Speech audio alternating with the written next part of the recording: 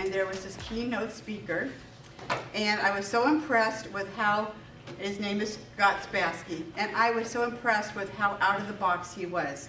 Not only is he a professional and extremely professional and an author, and got incredible clients all over the world and many here in California, but he also has been writing programs to make available to his clients and to others some new information, new things to think about regarding mental illness and the overtures with addiction or not addiction. But I'm very, very pleased to announce Scott Spassky to you and introduce you guys, and he's just awesome. And so I'll hand it over to Scott. Scott, thank you so much. Thank you. Thank you for inviting me. Nice to meet you all. Thank you for inviting me. I'm going to start off, kind of launch right in. Some years ago, I had some touring to do in India. I've been there 4 other times before. This is going to be my 5th trip to the subcontinent. If you guys don't mind, I'm going to go ahead and sit down so I'll be a little informal here. And because I'd been there 4 times before, I knew how brutal the flight was. It's a 16-hour plane ride into Delhi. It's pretty impossible to get up after something like that, to say jet lag is none the least, to get up and function at all. You end up hitting a wall. So I thought that it might be prudent, intelligent, to get some type of medication that would help me sleep on the plane, because I can't sleep on a plane. I don't know how anybody can. And if I could sleep on the plane, it would set me right. And I also take a thing called no jet lag, which is a supplement, which is absolutely amazing. So I don't like sedatives. They give me hangovers. They make me feel really groggy and cloudy the next day, as they do most people. So I went to my local GP, general practitioner. And I walked into the office, and I said, what's the problem today? And I said, well, I've got a lot of stress and anxiety. Within a few minutes, I spent longer time in the waiting room to see this man than it took for him to write me a prescription for benzodiazepine. You familiar with the term benzodiazepine? We're talking Xanax, Ativan, etc. Anxiolytics. I spent longer in the waiting room. I said that I had anxiety. That is an emotional or mood or psychological issue, not a medical issue in a conventional sense. He is a medical doctor, a GP, and he is writing me a prescription for a mood, a behavioral issue. Not referring me, asking no questions. Within moments, wrote me this prescription for benzodiazepine.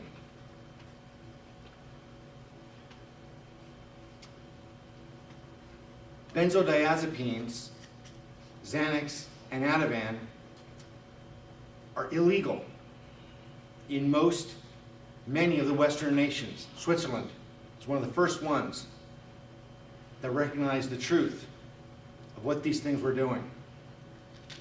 Let me share with you something that I read. I'm going to read it right to you. I might get a little bit emotional because this is a bit of a button for me. Something that has kind of detoured my presentation to you today. 4 days ago, Chris Cornell, lead vocalist of Soundgarden, audio slave, Temple of the Dog, committed suicide.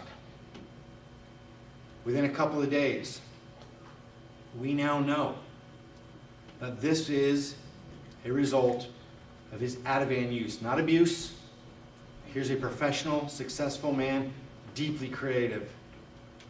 Sure, like any rock star, he's got some drug issues in his past. But for the most part, he's a 52-year-old man who's very professional, very well together, very, very stable. So I typed in Ativan into my Google search browser, and here's what came up. Controlled substance can cause paranoid or suicidal ideation. Side effects may include brain hemorrhage or death. Take only as prescribed. They're creating drug addicts. 5% of the population. 75 to 80% of the prescription medication industry consumption. Scott's a rebel. He's a troublemaker. He's an agitator. And I am. I'm all for whatever works. I'm not saying that we should criminalize pharmaceutical treatments and medications. I'm saying that they cannot be a first and last line of defense.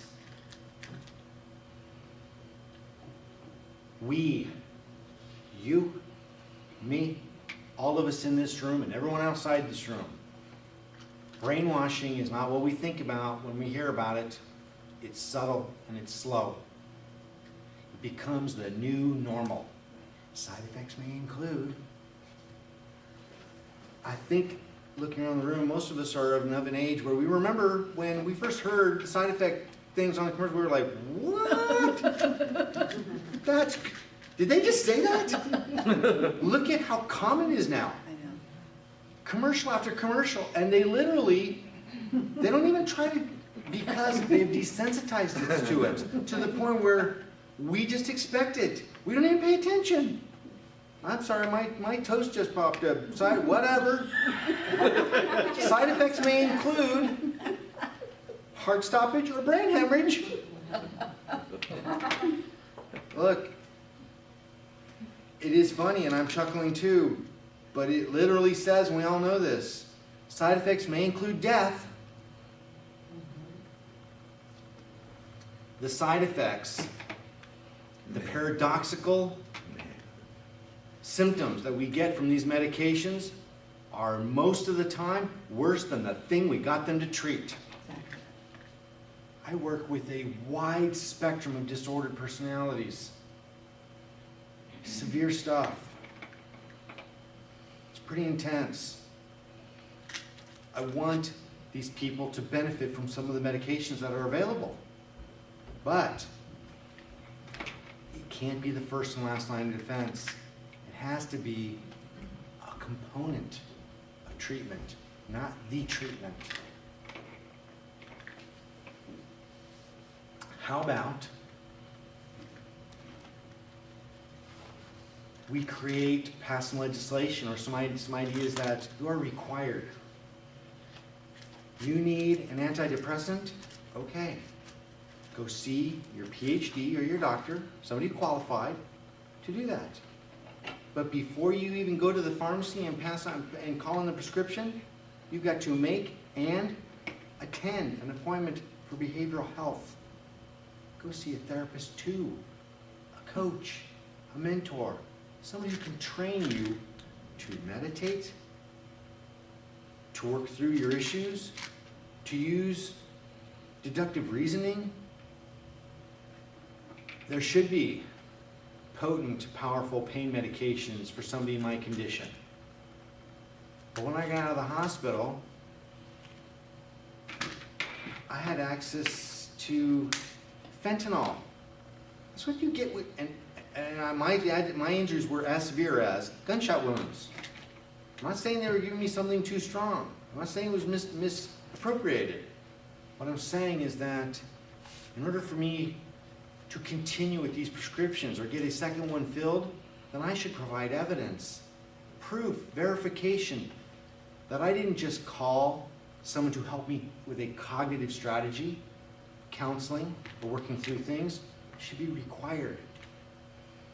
I provide cognitive strategies to people, whether the drug addicts that I'm working with, the families that are working with them and having to support them, no matter who it is. I'm introducing cognitive strategies. Give me that opiate prescription for my pain. Good idea. I was in a lot of pain. But to not just suggest and give me the number of a referral of a physical therapist. I went twice. I'm a drug addict. I escaped this one because of some of the circumstances. But in the past, on those ortho surgeries some years ago, I was, within a day, skipping 3-4 days in a row of my opiate medication to stock up and save them for Friday and Saturday and eat 8 to 10 at a time. And loving it. I'm a dope fiend. Dogs bark, cats meow. I do drugs. I'm not stupid, I know they're bad, just like you do. I have a disorder. I have a defect that overrides my logic and reason. I logically and reasonably know these things are bad for me, especially me. But my disorder doesn't just resist, it's like it shoves it off. And when I'm recovering from something like, how did I not see that coming? A blind man with cataracts could have seen that coming. Oh, I see it coming. But my disordered brain can rearrange my brain chemistry and help me to avoid it. Today's topic is not really about addictions. That was a couple days ago. It is about our alternatives. I know very much about the paradoxic effect that took Chris Cornell's life. Here's a man I never met that has changed my life because of his depth, because of his art, because of his skill and talent. I'm pissed. I took my friend. My message here is not that we should say no to every medication. Combine it with cognitive, reasonable training and strategies. My nickname in LA as a private counselor was the cavalry counselor. I'm the guy that people called when they tried everything else and nothing else working. And I get results. I give them alternatives. I don't just suggest them, I teach them. So when people start to get results through meditation, through exercise, through motion, what I call on my website solution package, the wellness solution package, to eat properly, to rest properly, to think properly, to mediate, to moderate your stressors and issues. Yes, we all need some help with that sometimes. When we make ourselves stronger, healthier, happier. I don't really like happy. I'm out for fulfillment, not happiness. Happiness is shallow, temporary. I want to be fulfilled. When you feel fulfilled on any day, you don't need anything. I don't even realize I didn't eat all day because I was busy. Not just stressed out busy. I'm content. I'm doing what I believe in. Whether that's working out, hanging out with my girlfriend, talking to my son, doing my work. Alternatives. And medications will fade away. I'm going to use the term MIS for MI sufferers. Okay? One of the things that it was suggested and requested that I speak on, especially with my background, as she pointed out, yes, I am an international addiction expert. Yes, I'm often a guest on radio and TV. I have 3 books published worldwide. LifeMind is my website. Life-mind.com is my website. ProjectAddiction.com is also there. And so what I've been asked to elaborate on specifically is the cannabis medication. This is a gray area.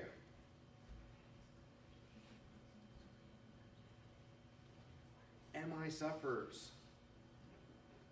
I'm assuming the people in this room either have a loved one who is one or are one themselves, etc. So then you know, as well as I do, that one of the symptoms of mental illness and disorders is to resist medication. The more severe the disorders of people that I've worked with, the more they resist, avoid, neglect their medications. And their families, and I am like, what's don't you want to have better control, management, blah, blah, blah? Yeah, Scott, but I don't like the way it makes me feel. There are no wonder pills, just pills that do wonders when you work on your issues too. Because those pills do not stop at erasing some of my symptoms. They keep erasing parts of myself till I'm a mere shadow of what I was. And this is what MI sufferers don't want to deal with. So, if you work with or are close to an MI sufferer, then you know what I mean about the resistance with medication. It's combative all the time. This isn't because they're thick, slow, stupid, or just a pain. It's because it's part of a feature of disordered behavior. Because the disorder itself is trying to protect itself. It wants to stay alive.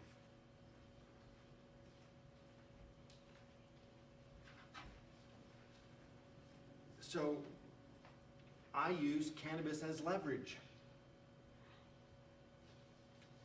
Most MI sufferers rely on and cooperate with their medication. If it's cannabis related, they don't want their pill, they don't want the Ativan, they don't want the prescriptions, but they're not going to put up a fight with the cannabis. That's good. I have seen across the board, and I'm just going to say it boldly, I don't care who's listening or who's whatever, across the board, 100%, cannabis has been a helpful tool in every disorder case I've worked in. And again, it's been pretty severe spectrum. Sure, bipolar, yes, ADD, borderline. Show of hands, who knows what borderline is? One person, 2 people, 3 people. Look, 80% of the psychiatrists on this planet, when they find you now someone is borderline, they're booked. They won't see you. Oh, I'm sorry, my schedule is full. I just don't have any more room for patients. So the spectrum that I've worked with is pretty severe, and every one of them